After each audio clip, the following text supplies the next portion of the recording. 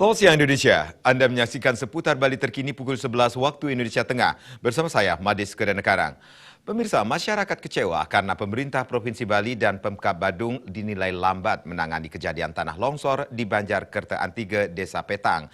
Longsor ini sebenarnya dapat diantisipasi karena longsor pernah terjadi awal November lalu.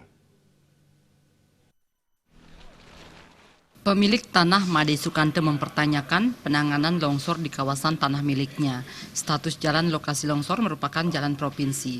Kualitas proyek irigasi yang merupakan jalur irigasi Subak Lantang dinilai buruk karena cepat rusak.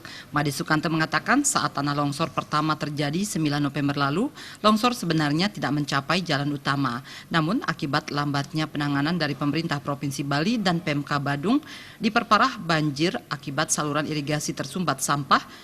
Terjangan longsor kedua mencapai jalan utama. Kondisi ini tentunya sangat membahayakan pengguna jalan. Terlebih kawasan longsor ini menyisakan jurang yang cukup tinggi.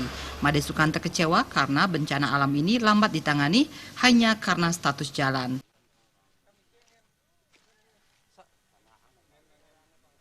Yang dulu sudah bilang, pemerintah provinsi yang paling kaya di Bali. Kenapa ini rencananya jalan nasional? Kenapa di jalan nasional seperti pengerjaannya asal-asalan? Kami sudah memikirkan nanti dampaknya sudah pasti kami pikirkan. Kami sudah usul bahkan dengan kepala desa Petang. Kami mengusulkan supaya permanen lah.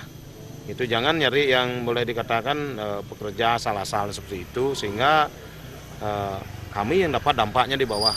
Kami selaku rakyat Petang, rakyat Badung boleh dikatakan tidak habis pikir kami dengan keluarga dan grup. Meski telah ditinjau langsung Bupati Badung beberapa waktu lalu, penanganan dan kejelasan perbaikan kawasan longsor belum dapat dipastikan. Trimaje Bali TV. Sekian seputar Bali terkini kali ini. Terima kasih untuk perhatian Anda. Salam Indonesia.